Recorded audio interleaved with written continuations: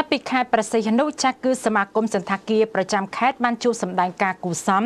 នៅពិភាក្សាការងារជាមួយនឹងឯកឧត្តមម៉ាងស៊ីណេតអភិបាលខេត្តប្រសិទ្ធនុនេះរសៀលថ្ងៃសៅរ៍ទី1ខែមីនាឆ្នាំ2025ឯកឧត្តមម៉ាងស៊ីណេតអភិបាលនៃគណៈភិបាលខេត្តប្រសិទ្ធនុទទួលជួបសម្ដែងការគូសំនៅពិភាក្សាការងារជាមួយនឹងសមាគមសន្តាគារប្រចាំខេត្តប្រសិទ្ធនុ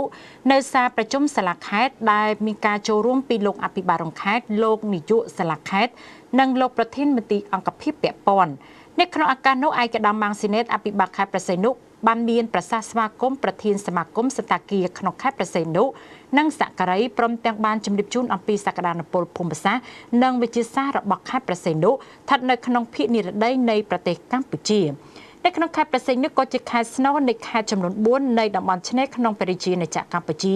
ដែលមានសក្តានុពលទៅលើវិស័យដឹកជញ្ជូនមានដូចជាផ្លូវគោកផ្លូវទឹកនិងផ្លូវអាកាសផ្លូវគោកគឺមានផ្លូវជាតិលេខ3ផ្លូវជាតិលេខ4ផ្លូវលេខ4លឿននិងផ្លូវដែកផ្លូវអាកាសដែលជាប្រភេទ 4E ដែលមានគឺរថផ្លូវរត់3300ម៉ែត្រវែងជាងរាជធានីភ្នំពេញហើយវាជាច្រកចេញចូលទៅកាន់តំបន់អន្តរជាតិចាក់គឺទៅកាន់អន្តរជាតិដែលមានផ្លូវទឹកកំពង់ផែចំនួន3មានដូចជាកំពង់ផែកៅផុសកំពង់ផែស្ទឹងហាវនិងកំពង់ផែទឹកជ្រៅស្វយ័តក្រុងប្រសិទ្ធនុដែលកំពង់ផែស្វយ័តក្រុងប្រសិទ្ធនុត្រូវបានរាជរដ្ឋាភិបាលកំពុងជំរុញការអភិវឌ្ឍជា3ដំណាក់កាលចាប់ពីឆ្នាំ2024ដល់ឆ្នាំ2029ឲ្យមានជម្រៅទឹករហូតទៅដល់ 17.5 ម៉ែត្រនាវាដែលមានចំណុះ 16,000 តោនអាចចូលចតបានក្នុងនោះរាជរដ្ឋាភិបាលបានរៀបចំផែនការមេអភិវឌ្ឍខេត្តប្រសិទ្ធនុជាតំបន់សេដ្ឋកិច្ចពិសេសគំរូពហុបំណងដែលចែកចេញជា3តំបន់ធំៗ 1តំបន់ដឹកជញ្ជូននិងឧស្សាហកម្ម2តំបន់ទីក្រុងសមារណកម្មពាណិជ្ជកម្មនិងទីផ្សារហិរញ្ញវត្ថុអន្តរជាតិ3តំបន់កោះជាតំបន់ទេសចរណ៍ទំនើបដោយទាំងអស់នេះសម្ដេចមហាបវរធិបតីហ៊ុនម៉ាណែតនាយករដ្ឋមន្ត្រីនៃ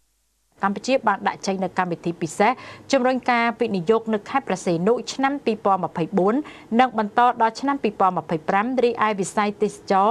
ចាក់គឺវិស័យឧស្សាហកម្មខេត្តគឺមានតំបន់សេដ្ឋកិច្ចពិសេសចំនួន5កំពុងដំណើរការផងដែរ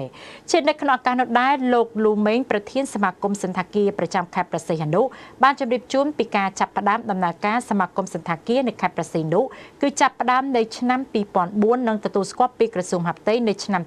2005មកដល់បច្ចុប្បន្ននៅខេត្តប្រសិទ្ធនុយើងបានរៀបចំជាសមាគមសន្តាគារដោយធ្វើការបោះឆ្នោតមានសមាជិកចំនួន6រូបមកដល់បច្ចុប្បន្នយើងបានចងក្រងសមាជិកសន្តាគារក្នុងខេត្តមានចំនួន25សន្តាគារហើយសមាគមនឹងបន្តចងក្រងសមាជិកសន្តាគារបន្ថែមទៀតហើយវិស័យសន្តាគារទាមទារឲ្យមានការចូលរួមពីគ្រប់ភាគីពាក់ព័ន្ធនានាដោយធ្វើបដិសណ្ឋារកិច្ចភ្ញៀវក៏ជាចំណុចមួយសំខាន់សម្រាប់សន្តាគារនីមួយៗផងដែរហើយនៅរៀងរាល់2ខែម្ដងសមាគមបានរៀបចំកម្មវិធីជួបជុំសមាជិកសន្តាគារដើម្បីធ្វើការពិគ្រោះពិភាក្សាដោះស្រាយបញ្ហាប្រឈមក្នុងការរកចំណុចរីកចម្រើនបន្ថែមទៀតនៅពេលខាងមុខចំពោះតំបន់កោះគឺមានបញ្ហាប្រឈមសម្រាមនិងកាកសំណល់ដែលទាមទារឲ្យយើងទាំងអស់គ្នាចូលរួមដោះស្រាយជាមួយគ្នាដោយសារតែពេលបច្ចុប្បន្ននេះនៅតាមតំបន់កោះភ្ញៀវទេសចរទៅលេងកម្សាន្តគឺមានចំនួនច្រើនស្របពេលដែលប្រទេសមានសុខសន្តិភាពស្ថិរភាពនយោបាយហើយបន្ទាប់ពីឯកឧត្តមអភិបាលខេត្តបានស្ដាប់នៅរបាយការណ៍នៅក្នុងការបង្កើតនៅសមាគមសន្តាគារដោយក្នុងនោះឯកឧត្តមក៏បានអបអរសាទរនៅក្នុងការបង្កើតសមាគមសន្តាគារនៅខេត្តប្រសិទ្ធនុដើម្បីទាក់ទាញភ្ញៀវទេសចរមកកាន់ខេត្តប្រសិទ្ធនុ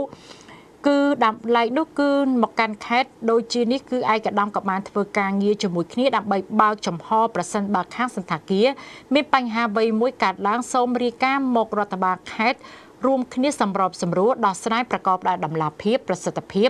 ដើម្បីអស់ទាញភ្ញៀវទេសចរនិងអ្នកវិនិយោគលើវិស័យសន្តាគារមកកាន់ខេត្តប្រសិទ្ធនុ